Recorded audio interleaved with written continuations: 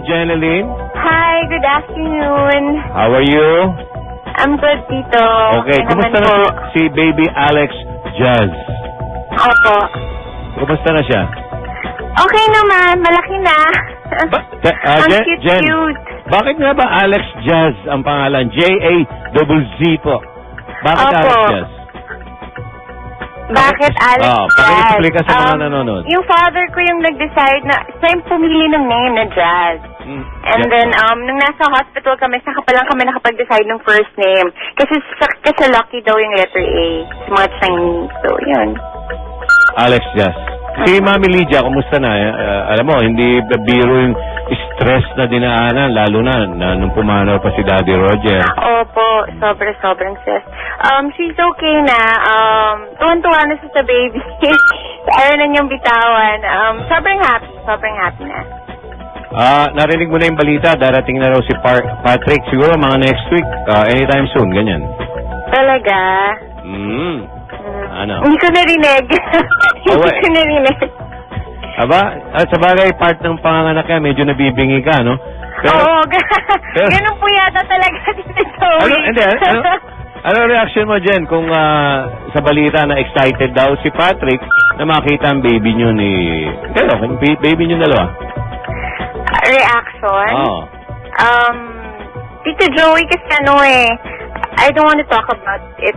Ayoko na i-tackle yung mga ganyang things eh. I think for me, past is past na. And naka-move on na po ako. Let's move on, everybody. Diba? So, hindi ko na itatanong sa'yo kung willing ka bang ipakita si Alex at daddy niya. Siguro, pag dumating na yung tamang time, in time, siguro. Okay. Nung panahong nanganganak ka at nawalan ka ng... Ang kulit ko, no? Isa na lang. Nung panahong nanganganak ka at walang daddy-daddy yung baby, hindi ba? Nung panahon yun. Opo, wala. Kahit naman po nung dinadala ko siya, talagang ako lang mag-isa. So walang ugnayan talaga, walang komunikasyon mula kay Patrick's camp? Wala na po. Yun nga, pinalaki ko siya ng mag-isa, so... Hanggang siguro sa dumating yung time na matuto na siya maglakad. And then, lumaki na talaga siya hanggang mag-aaral siya. Okay. Yun. Ito na yung pinakamatinding pangungulit namin sa Star Talk. Sabi kasi, Jen, sabi ni Arnold Vegapria, yung manager ni Patrick, mukha daw may posibilidad pang magkabalikan kayo ni Patrick. Yan ang huli naming makulit na pangungulit. O, matindi na yan. Anong reaction mo dito? Sabi niya yan, ha?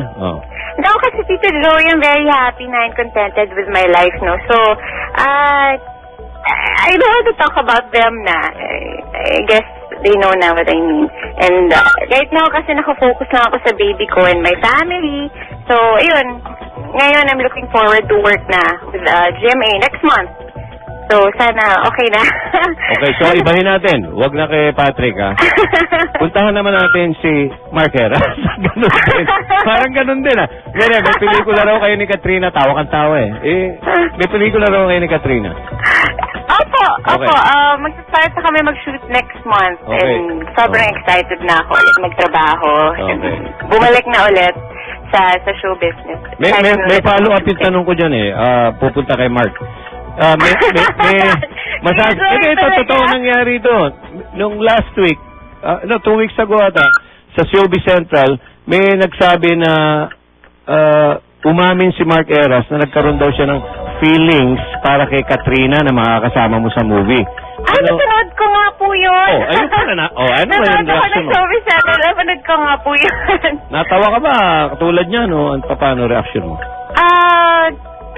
Normal naman po siguro na ma-in love kay Katrina, na magkaroon ng feelings kay Katrina. Naku, napakabait ni Katrina at napakaganda, diba? Bakit hindi? Sayang, ba't hindi tinuloy? Iba ka ngayon, ha? Iba na, ha? Okay. Talagang naka-move on ka na. Dapat talaga mag-move on na, Tito Joey. Kumusta inawat mo na ba? Nagbe-breastfeeding ka ba? Okay. Unti-unti na po akong humihinto kasi mag-start na po magtrabaho next month. So, kailangan medyo pakonti-konti na lang. Nag-milk formula na rin. So, ingat-ingat lang, darling. Yes, Kuya Joey. Thank you po. Oh, magulo pa ako isip mo. Dahil kanina, tito, ngayon, kuya na, ha? Naguguluhan ako.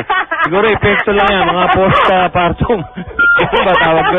Wala na po. Wala akong Okay. postpartum. Oh, kumusta na lang kay Alex Jazz? Okay po. Okay. Isang tanong Thank na you lang. po. Isang tanong na lang.